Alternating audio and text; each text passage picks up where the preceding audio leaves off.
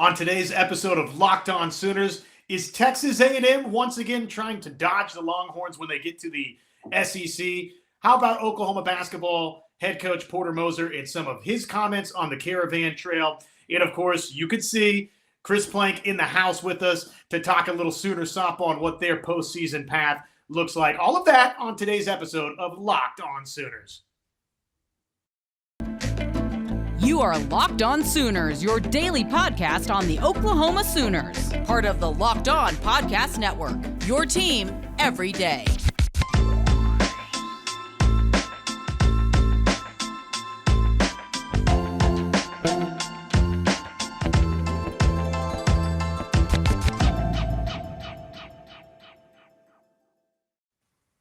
What is up, everybody? Welcome to the show. Thanks for making Locked On Sooners your first listen every single day. We're free and available wherever you get your podcasts. Josh Helmer of 94.7 The Ref. It's like the Plank Show after hours. Chris Plank is in the house as well. I like it too, my friend. So talked about it right off the top. Let's jump right in. It's a Chip Brown report, and this is from Longhorn Nation. Is Texas A&M purposely trying to avoid the Longhorns in the SEC? Ross Bjork, who is the Texas A&M athletic director, trying to shoot that down a little bit, Chris Plank. But what is your reaction to what we saw in the last Texas and Texas A&M? So I've got an unpopular opinion about this because I think you and I have seen it, and on our show weekdays from 9 to noon on the Ref, we talk about it a lot. It doesn't take much for a story to take off, right? And the greatest example of this to me was the end of the Spencer Rattler era at Oklahoma, right?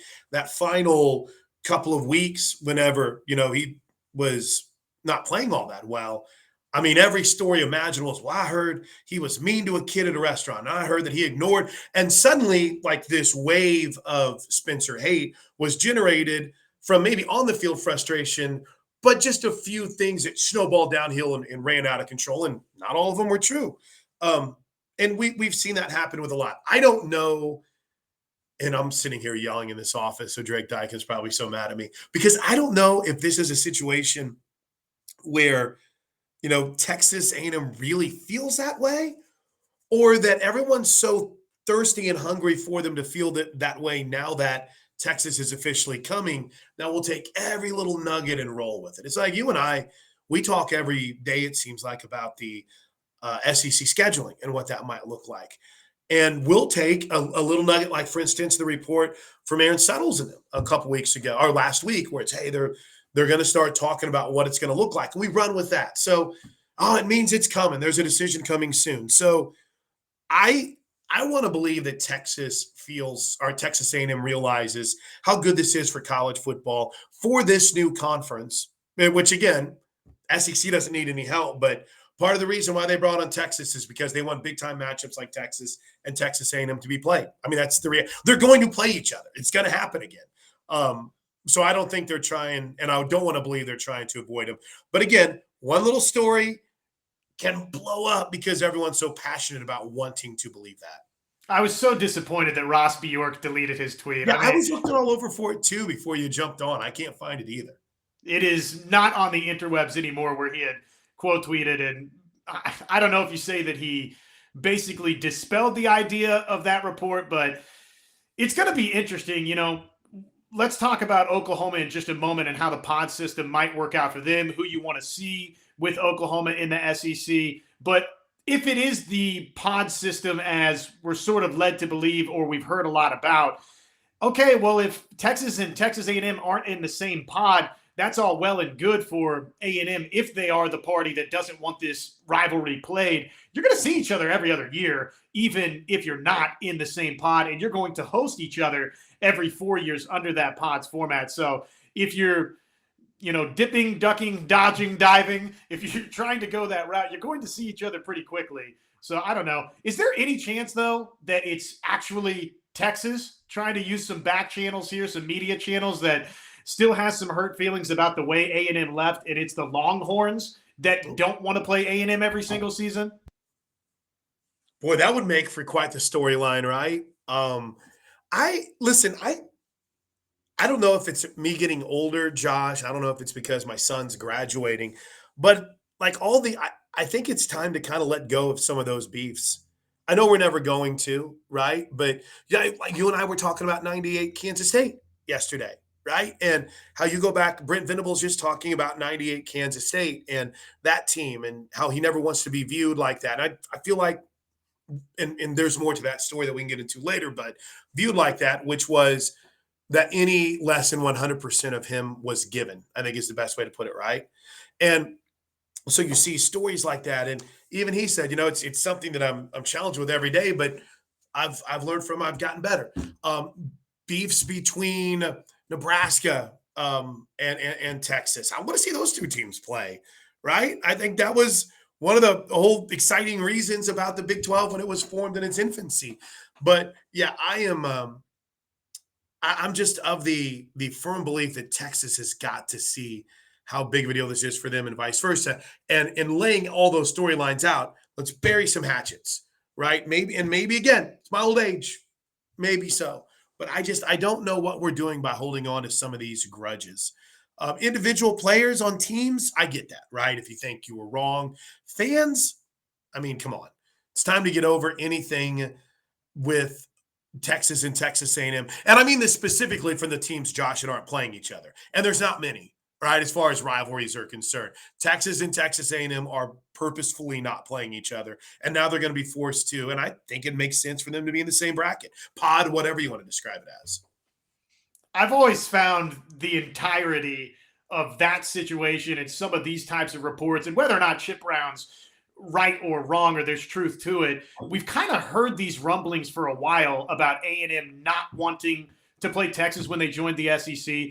Right. That was A&M's calling card, right? That was the one thing that set A&M apart from Oklahoma and Texas.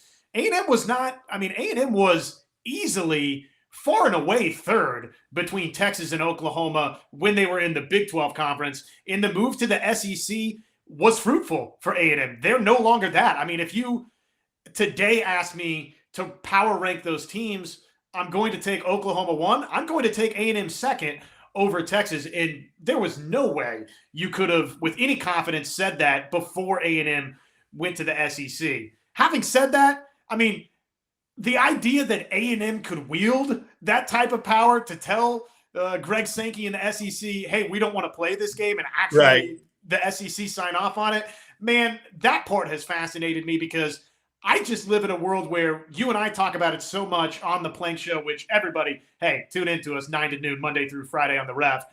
We talk so much about television ratings and having good inventory, and Texas and Texas A&M, man, that's too good an inventory, right? They can't get away with trying to tell the SEC, no, we're not going to play that game every year. We don't want to. It's got to happen every year. It's got to. So I'm going to bury hatchets, get over grudges, work past them. I don't think there is anything that Ross Bjork and Christel Conte should have an issue with dating back to the start of the Big 12. Let's go. The demise of the Big 12. Texas has been proven that their business model at that time worked for them. It really did. They made a lot of money on the Longhorn Network. Now, through Texas's lack of on-the-field success, Josh, or whatever it might be, now you're in a business model where, okay, that's not going to make sense for ESPN to invest that kind of money in that. Why don't we bring you on board here and increase the value of what you have in the SEC, and maybe in the end, Texas and Oklahoma end up making more money off those third-tier rights, whatever it might be. My point is, everyone's in a better spot than where they were. Even some could argue that it's going to be less money, but for the competitive balance of that league for the Big 12, it's awesome. It's wide open now. It really, truly is. And maybe some would say it's always been wide open, Plank, and that's fair. Right? Baylor won it last year. Oklahoma had won it the previous 4, 5, 6 years. And there would always be a close battle in the end between Oklahoma or Oklahoma State. But I'm a firm believer, and I've felt this way, that you're not gaining anything by holding on to something that's going to end up behooving not just your school, but an entire conference. And Texas A&M is a big deal. Got to play, get back to it, let it all go. Let's move on past it and try to get ready for what's going to be, 2025?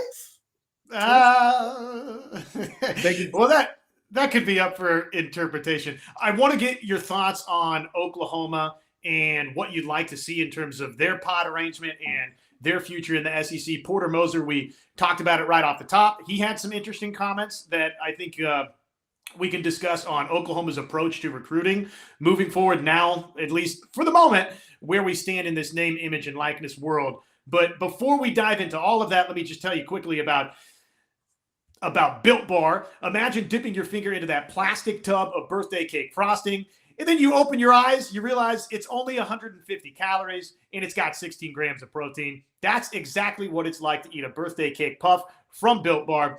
They're made with collagen protein, which your body absorbs more efficiently, provides tons of health benefits. So go to Built.com, use promo code LOCKED15, get 15% off your order at Built.com. Also, always want to tell you about the great shows we've got across the Locked On Network. The NBA draft is coming up. We've got an NBA lottery tonight, so we'll get a better idea of what all of this looks like here very quickly, but make sure to go check out Locked On NBA Big Board. Host Rafael Barlow from NBA Draft Junkies and the author of the NBA Big Board newsletter is joined by Richard Stamen, Sam Ferris, and Leif Thulin to give fans an in-depth look at the NBA draft, mock draft, player rankings, all of those good items and the big boards, free and available wherever you get your podcast.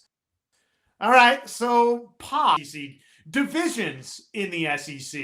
What do you like, Plank, for the future of the Southeastern Conference and Oklahoma and Texas, their entrance into the conference? What would you like to see happen? I would like to see the pods and experiment with that for a little bit. See, I don't think that there has to be one way and it has to be perfect from the beginning. I think that it's okay to go with the way. I think the Big Ten kind of saw that for a while. They went with things for a while, and maybe theirs was more of the naming of it. And they've been open to suggestions. I don't think you have to be, this is the way it's going to be, and it's going to be this way forever. You can try something unique with pods. They've got to find a way where schools are going to opponents' campuses, opposing teams' campuses more than once every 7 years, like we had with what has Georgia even been to A&M since they've been in the SEC. So it's wild, and I think pods help that. Right now, I will say though, Josh, I'm not totally opposed to divisions. This isn't I feel like it's the best way in pods, but I'm not ready to climb up and die on that hill yet. Two divisions gets it. Maybe some people don't like it because it's more of an NFL feel, and that's a lot of teams for what football has become in a division. I mean, even the NFL, what's every division? 4-team divisions, right? And they adjusted because when I was a kid, it was bigger divisions in the West and East. But I'm not opposed to anything right now. Is that a soft answer or what? I'm not against any idea that's on the table right now. I love it all. Just get me to the Southeastern Conference. I'm cool with whatever. Yeah, I would love it. I will have one. I do have one request. Texas. Here's my Oklahoma pod. OU Texas. So there's my 2. My 3rd is Arkansas. My 4th is Texas A&M. That's my pod. Sorry, Missouri. I would imagine maybe part of this is that Missouri is going to be in there with them. And if Missouri is in there instead of Texas A&M, maybe Texas A&M did get it. It's like, okay, Texas A&M, shut up about it. We'll put you in a pod without Texas, so it's fine. But I don't think that's going to be the case. I think you have those 3 teams playing each other every single year, and you put a 4th team in there, and you're going to be fine. I've grown, my whole family's from Arkansas. Right. One of the first SEC game I ever went to was Arkansas, Tennessee in Fayetteville. It's just, that was T. Martin, I think, was the quarterback for Tennessee. So I've always had an affinity for Arkansas, and I just think that's got the potential to be a great rivalry. Dude, there's so many Razorback fans in Oklahoma, and there's so many Oklahoma fans in Arkansas. It's just, I think it would be fantastic. So I hope it's Arkansas. I hope it's A&M and obviously OU Texas. But I worry, Josh, that part of the reason why everyone was so good with this is because it gives you a partner for Missouri too. But we'll see. You and I are lockstep in that when it comes to Arkansas. If you told me that that list of potential teams, we feel pretty confident. Oklahoma and Texas, they're locked in together. Whichever pod those two wind up in, they'll be together. So then beyond that, it seems like the three popular teams are Texas A&M, Missouri, or Arkansas. The one combination that would probably excite me the least is having an old Big 12 combination where it's Texas A&M and Missouri, and Arkansas is not in your pod. I don't know that a lot of people are sort of entertaining that as a possibility, but it could be a possibility, and that would be the one that, to me, that would be really disappointing because of all of the items that you just mentioned. Arkansas, to me, because of the regionality of it, neighboring state. Yeah, I've spent some time in Arkansas, and there's no love lost for Oklahoma. Right. They want to beat Oklahoma. They want to show that they're on a level playing field or competitive with Oklahoma and Texas both. That is a source of pride for them, and it's an Arkansas program that, oh, by the way, Sam Pittman all of a sudden has got that thing humming and on the rise. You just look at the results on the field and then the results in the recruiting trail. I mean, they're doing some things recruiting that Arkansas has, in my lifetime, I don't remember them really ever doing on a regular basis. And then the rest of the athletic program. Baseball's great for Arkansas. Basketball's in a really, really good place. So I'm with you. I think it could develop into a great rivalry. Real quick, wanted to share some of these comments from Porter Moser from one of the, I believe this was from the Caravan stop, talking about recruiting. Porter Moser says, quote, "Now more than ever, we've talked about the recruiting process is to recruit the influencers in the decision-making process. Like, you've got to be cognizant of the people that are in the player's ear, because these kids making these decisions, I think the kids have a challenge these days of how many people are in their ears." It is a transfer portal world right now, especially in college basketball when it comes to Oklahoma. It was sort of one of my fears, Plank, that when Porter Moser first took this job over, because of the roster turnover that we saw initially, how quickly and when would Porter Moser, through signing some high school kids, really sort of be able to settle this thing? Unfortunately, because of decisions by Elijah Harkless and Mo Gibson, I kind of feel like we're sort of back at square one where we were. Maybe not quite. That might be a little bit of a mischaracterization, but I don't know that we're so far away from what Porter Moser was kind of dealing with when he first started. And right there, when he's talking about, if you're going to be in a world where you're pretty heavily involved in the transfer portal, man, you do have to kind of be involved, getting involved with some of these players, the influencers, the people that are in their ear that matter. Absolutely. And I won't lie to you. I know Porter Moser probably doesn't want to hear this, but I'm kind of excited to see what he's going to do. Right. Listen, you had a good team last year that you had to scrap together pretty much, right? With the Groves brothers and, some of the transfers.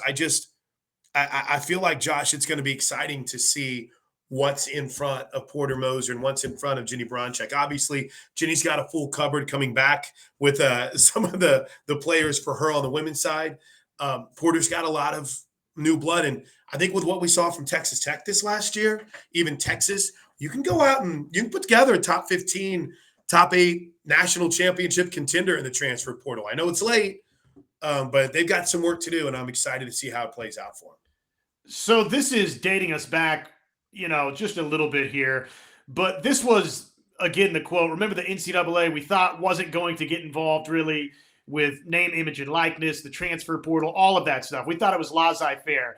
Then all of a sudden, Moorhead, who is the chair of the Division I Board of Directors and the president of Georgia, sent this out in a release. Quote, "The Division I Board of Directors took a significant first step to address some of the challenges and improper behaviors that exist in name, image, and likeness, the environment that may violate our long-established recruiting rules. While the NCAA may pursue the most outrageous violations that were clearly contrary to the interim policy adopted last summer, our focus is on the future." So John and I on Locked On Sooners have spent a lot of time, of course, how could you not, right, in college sports today, talking about name, image, likeness, and what is, a penalty branch going to look like? Where do you sort of stand with all of that, and then sort of interloping it back into Oklahoma basketball, who I think this has kind of worked against a little bit? Yeah, first of all, I mean, let's just get to its core. Are you a believer that the NCAA exists in its current form over the next 2 to 3 years? Because I'm not. No, I don't think so. And one of my big charges with you from 9 to noon on the Plank Show is it's time for these Power Five administrators, these just these leaders across college athletics, to go ahead and say, you know what, we've got whatever amount of cash that you have to use to make it happen. You need to have your own investigation penalty Right. board, and you're going to have to pay for it out of your own pocket, because the NCAA, I don't know that you can rely on them to serve that function that they've served in the past. And so if you want to get into the tampering rules and you want to crack down on it, to me, you're going to have to pay for that yourself moving Yeah. forward. Yeah, I'll say this because I feel the same way. I don't tampering's got to become more than just a slap on the wrist. Andy Staples talked about this on his podcast and wrote about it too. You know, tampering is a speeding ticket. And listen, I'm not saying it has to suddenly become capital murder, but you've got to make it where it's more severe, and it's something that you go back to. I think everyone in college football and college basketball has dealt with, maybe even softball and baseball. Everyone feels like they could be tampered with, or that a person ends up somewhere. But coaches do it; they do it. So unless we reach a point where everyone says, all right, we're all universally stop. It stops here. This doesn't happen in the NFL. This doesn't happen, to a certain degree in the NBA, at least with executives. If players want to tamper with each other, whatever, we can't stop that. But you are not allowed as a coach or as an NIL person to get in there. So that's going to be such a blurred line, though, Josh, because how can you even prove it? Players have essentially NIL agents now, and that conversation could be done on an NIL level. Who's to say that if I'm a Tulsa football player, let's just use this as an idea, and I have a great breakout year.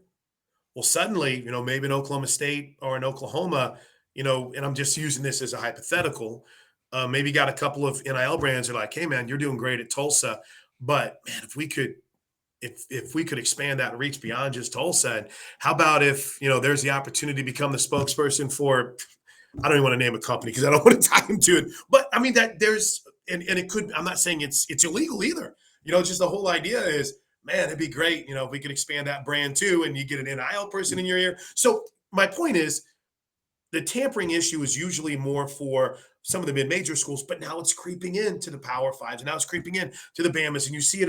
We're talking basketball too. So until coaches decide that they want to make a bigger deal out of tampering, and they go to administrators and say, we got to penalize this harder, you say, I'm in support of it. I'm not the bad guy. You don't have to do this, without me acknowledging it. I want to be at the forefront of this. Until that happens, Josh, I think it's going to be a continual issue. And I think we're there. I think coaches are frustrated enough, and I definitely think administrators and fans are frustrated enough. So we've got the voice of Sooner softball, Mr. Chris Plank, hanging out with us. Obviously, we have to talk about the Sooners being the #1 overall seed. Let me tell you about Rock Auto before we talk Sooner softball. With the ever-increasing numbers of makes and models, it's now impossible for your local chain and auto parts store to stock all the parts you need. You've got computers with access to rockauto.com at home and in your pocket. So save yourself the time and money when using Rock Auto. Why would you choose to spend 30%, 50%, even 100% more for the same parts from a chain store or car dealership? Go to rockauto.com right now. See all the parts available for your car or truck. Right, Locked On in there. How did you hear about us box? So they know that we sent you. Amazing selection, reliably low prices, all the parts your car will ever need. rockauto.com. Take a peek here at the Norman Regional. There you go. #1 overall seed, Oklahoma. We kind of felt the Big 12 tournament that the work was done from the standpoint of earning the #1 overall seed. Ultimately, that's exactly how it wound up playing out. Sooners open up versus Prairie View A&M, Texas A&M, speak of the devil, also in this regional, alongside Minnesota. And then it's paired up with the Orlando regional #16 seed UCF, Villanova, Michigan, South Dakota State. Plank, what do you think, man? You got to be fired up, right? I mean, this is The joy is in the journey, my friend. But I mean, come on, postseason softball is pretty sweet, right? Yeah, it is. It's become great, and it's fun how, for me, the whole off season for the longest time was, gosh, I got to get back to football. And then in 2000 and 15, I started working some baseball games, and then you suddenly, let me go back. 2011, you start working some baseball games, so the College World Series becomes a big deal to you, and then all of a sudden, in 2016, you're on the softball beat, and you fall in love with this sport, and you fall in love with the players, and the coaches are some of your most trusted confidants and friends. They're just awesome. And so when you say the joy is in the journey, part of it is when you're enjoying the people that you're with. Oh, and when you're going 49-2, that helps as well. There's kind of a different feel after a lot of games. But it's to me, it's very humbling, right? To kind of just see how big time this has become. And I'm so pumped for Oklahoma heading into this postseason. How do you feel about the path that Oklahoma wound up with? Again, number 1 overall seed. You can break down A&M, Minnesota in the Norman Regional. Then you kind of look beyond that again to that Orlando Regional where you see UCF and Michigan.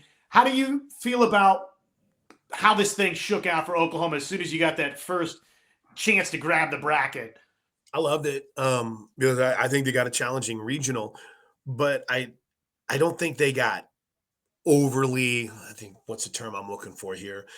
I don't think they got overly docked for anything like the perceived injury or status of Jordy Ball. I can't say perceived injury, the unknown status. How's that of Jordy Ball? So I thought that they might get dinged a little bit. And you and I talked about that with Eric Lopez on our show. And I guess maybe, just maybe, the committee finally got one right, and they took the possibility of Jordy Ball returning into consideration, but then also realized it's a really good team even without Jordy Ball. They didn't necessarily have their pitching in order through a majority of the stretch of the season last year, and then it came together big time in the World Series for G. Juarez. But yeah, I really like the draw. Minnesota and Texas A&M are good softball teams.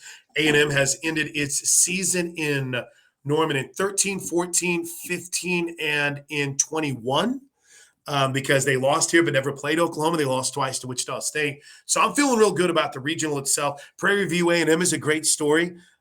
They lost 19 straight games at one point this season. And it was funny because when it was announced, our buddy Ed Strong, who's been on with us before, said that he considers Prairie View A&M and Oklahoma the biggest mismatch in tourney history, or at least in the past several seasons.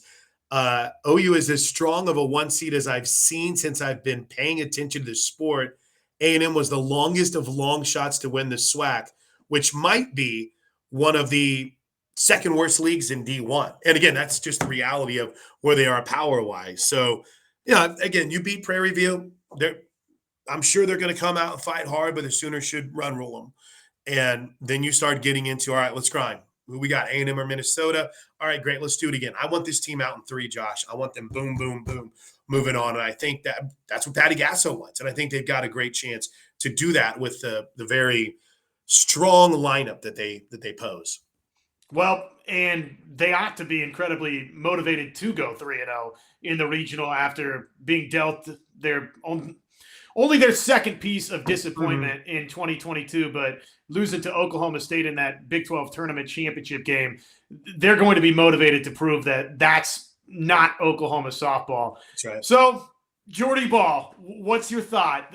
Timeline for a return, and if there's not a timeline to a return for Jordy Ball, what kind of position is Oklahoma in with Hope Troutwine, with Nicole May in the circle for this postseason push? Yeah, it's a great question. Hope Troutwine has been the leader in the country in ERA all season long, for the most part. And I think it's been a whole new world for her. I think she's got a great passion for the game, and I think she's got a great passion to be a student. And I think she learns from what happened on Saturday against Oklahoma State. And then a week later, the Saturday in the Big 12 championship game. I think she's going to be fun to watch this postseason. I think Nicole May is just, consistency. She's such a bulldog. And So I'm excited to see those two get this opportunity. The reality is, I mean, I think you approach it as if it's a nice surprise if Jordy can go in one of these games, or rather, oh, Jordy can go. Maybe we'll have to pitch her on a Sunday, but I don't know if that's going to be the case, Josh. I think that you approach it as if she's probably not going to go. Hope Troutwine, Nicole May, get us to the next level. And guess what we're going to do? We're going to hit the ball behind you. We're going to field the ball. Don't be afraid to pitch to contact. Best defense in college softball. So, yeah, I think this is going to be an interesting challenge. I do think there's a chance we'll see Jordy again this postseason, but I do know this in my time around Patty Gasso, and I don't think she'll mind me saying it. She is not going to risk anyone's long-term health for the benefit of one game and or even one postseason. And I think if you asked anyone, you learn from things that you've seen in the past, and I don't think they want anyone in that position ever. So you're not going to see Jordy come back for the sake of this season. You're going to see Jordy come back if she's 100% and ready to go, and she wants to go. The doctor says she can go, and Patty says she can go, and Jen Rocha says she can go. It's not going to be a thing where I believe you'll end up, hey, they're down to their final game. It's Sunday. It's an elimination game. All right, Jordy, let's go. No. It's going to be if she can go, and I think I'm a firm believer that you'll see her this postseason. We're out of time. I know you got to run, Plank. Just real quick before we get you out of here, what's been the coolest, most memorable becoming the voice for Sooner softball? What are some of the things that stand out for you? I tend to remember everything I screwed up as opposed to all the things I did right. But no, it's just the families, getting to know the families. And I say this a lot, you get to know the families in every sport, but it hits different in diamond sports because when you go on the road, it's not just a Friday night, see him in the hotel, give him a hug, Saturday, see him at the game, and you're out. It is, Thursday, you get in practice, see some people. Friday, it might be a 2-game all-day affair. You get more time around these kids and their families, and that's been the most rewarding thing. I feel like and every parent that's come through here, I hope I've represented their kiddo well. I feel like I have in always, bringing enthusiasm and passion and learning about the game every single year. I legitimately love this sport, and I love this team, and I love these kids, and I love all the families. And I was just thinking before we jumped on, I need to check with Leo Bodak's brother because he and I were big LA Kings fans, so we just got eliminated. So I got to check in on him, and then I know Nacio. He and I are Raider fans, so whenever it's around T.R.A. Jennings' dad, we're talking Raiders and enjoying it, and it's barbecue with Rusty Elam now that I've learned that he's an ace smoker. So it's really cool, man. I wrote an article about Grace Lyons, and I spent 30 minutes talking to her dad, and as soon as I hung up, I was like, I need 30 more minutes. They're just good people, and that's been the most rewarding thing for me. Plank, you are the man. Love doing the show with you every morning, and thanks for joining us here on Locked On Sooners. We're hoping it's another national championship postseason run for Sooner softball. They're going to have definitely a great chance, I think, with or without Jordy, to do just that. But, hey, Plank, thank you, man. Thanks, dude. I appreciate you, Josh. Have a good one. And thank you, everybody, for making Locked On Sooners your first listen every day. Appreciate Plank stopping by to join the show. And just real quick before we get out of here, you can make Locked On Big 12 your second listen every single day. Get all of your daily Big 12 news in less than 30 minutes with Big 12 expert Josh Neighbors. It's free and available wherever you get your podcast. Thanks to Plank, that's it for us. Trying to track down Mike Steely for a show the remainder of this week. We'll see if we can't get that accomplished. Until then, that's it for us. Boomer Sooner, everybody.